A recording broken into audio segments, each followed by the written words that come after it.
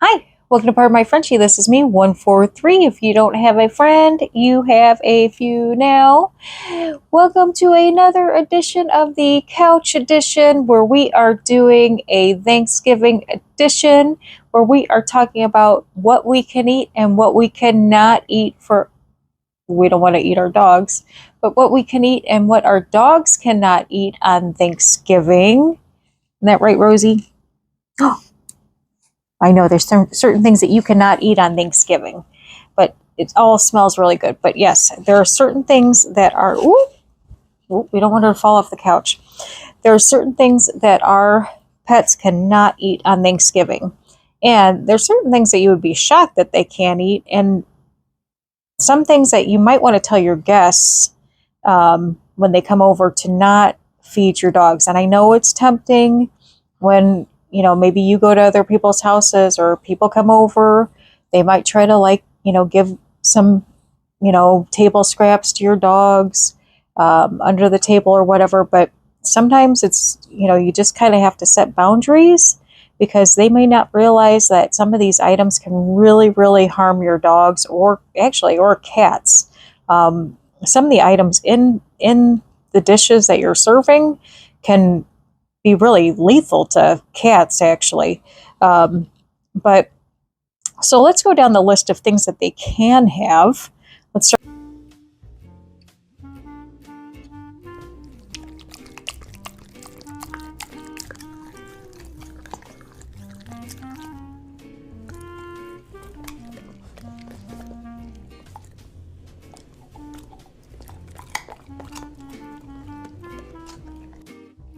start out with the things that you can have.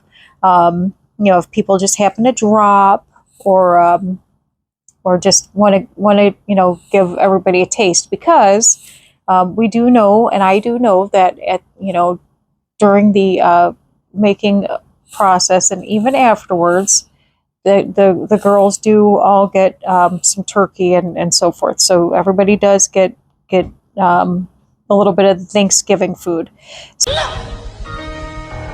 I got beans, greens, potatoes, tomatoes, lamb, ram, dog, beans, greens, potatoes, tomatoes, chicken, turkeys, rat. So starting out with some of the items here, and this is all going by the American Kennel Club. I'm reading it right off of their website. These are all things so it's vetted by a veterinarian.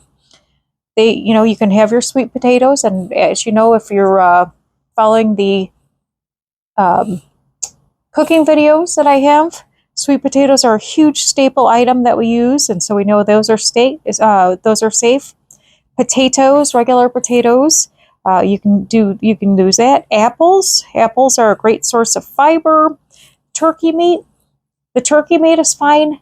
No skin and no bones. The skin contains a lot of the seasoning that you may use. The seasoning and the butter and oils and stuff. A lot of times that can have garlic, and garlic is very toxic to dogs. And butter, fats and stuff they're not good for dogs. So stay away from the turkey skin. We can eat it because that's one of the best parts. Just don't give them the skin. But they can have the turkey meat all day long.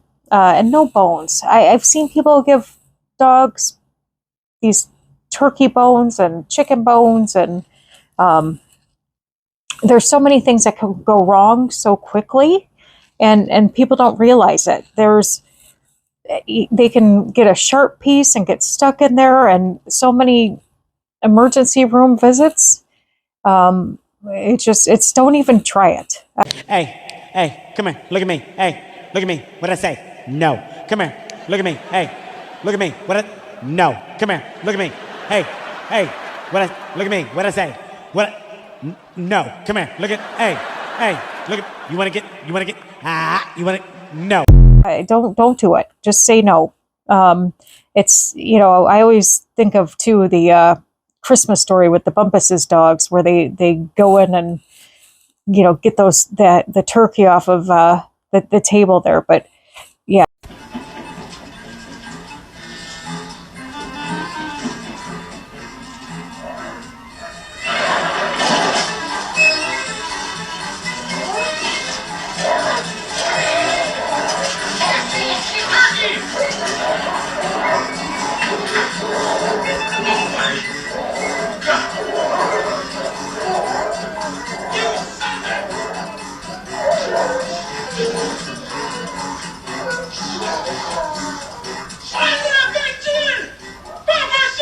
Just watch your garbages and so forth, because you don't want the dogs to get the turkey bones and all that, because if something gets stuck, you're going to be at the emergency vet, and that is not going to be a pretty bill for you. So stay away from all that. And again, tell your guests, do not give any kind of bones or anything to the dogs. Green beans. Green beans are great for the dogs. We put those in our recipes as well. Peas. They can have peas in moderation. Creamed peas are a no-go.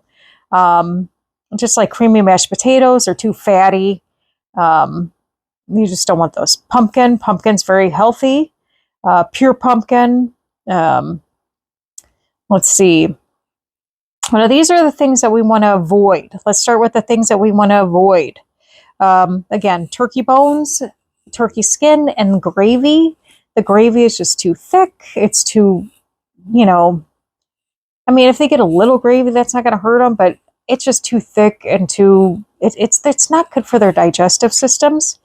Stuffing is amazing for us. Love stuffing. I love my grandmother's stuffing recipe. But that's still, it contains onions.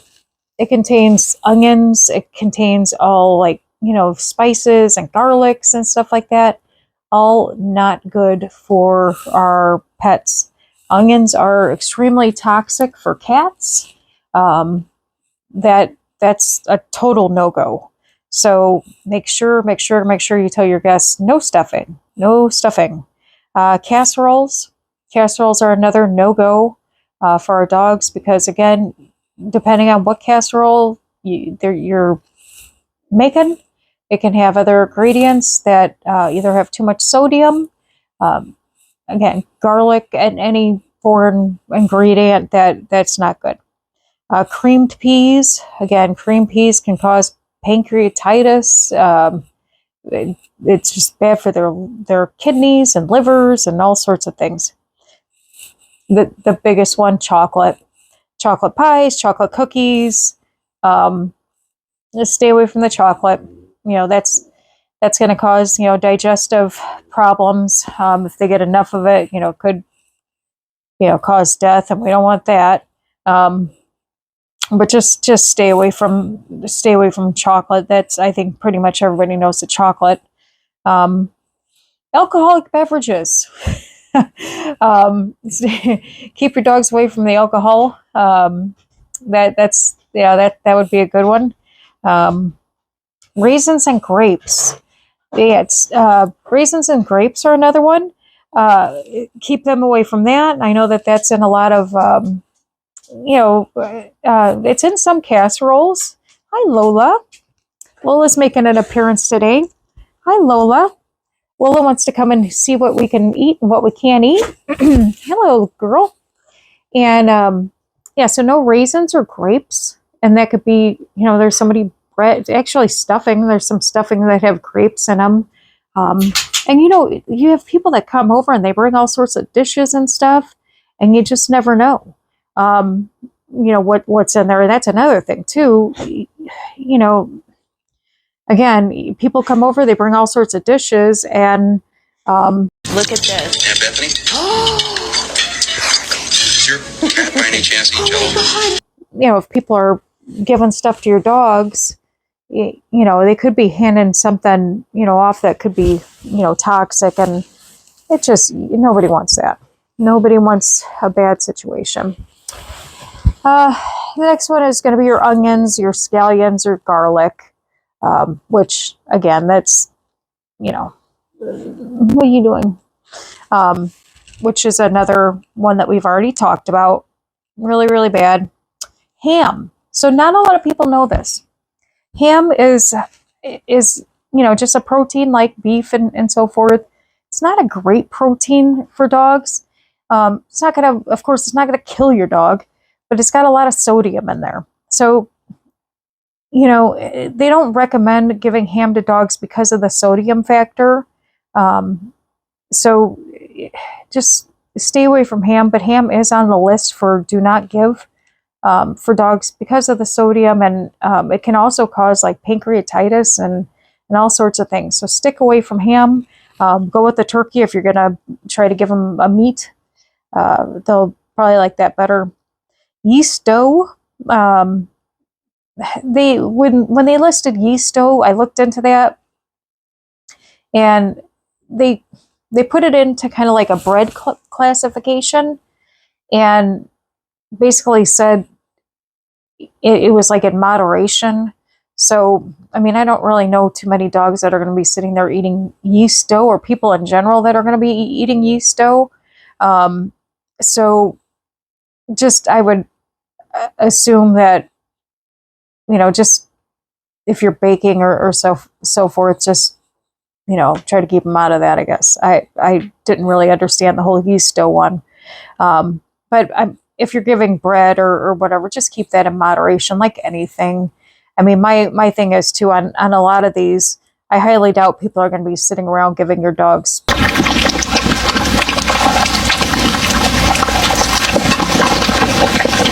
full plates of Thanksgiving dinner. However, you also don't want to have big families over and people giving multiple things to your dogs. And you do want to stay away from all of these things that I listed, because even a little bit can be bad for them. So, and again, nobody wants a trip to the emergency vet, and you don't want somebody to feel bad giving your dog something that they don't know. Any kind of fatty foods, stay away from that. Foods containing spices. A lot of dogs cannot digest different spices. If you're watching any of my baking shows, spices that we use on there, all safe for your dogs, but you have to be careful. You have to be careful with spices and different things. Our dogs are not the same as humans' digestive systems. They metabolize things a lot differently. And, the worst thing that we can do is just assume that they're just like us. I mean, great.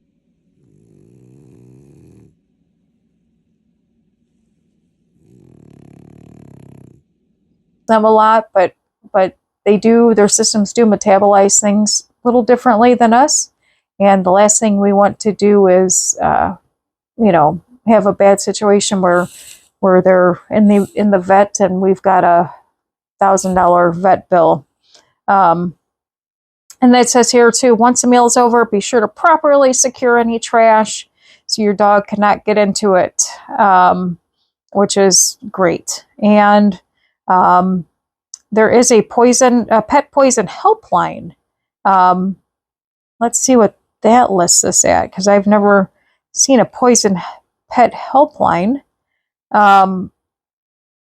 So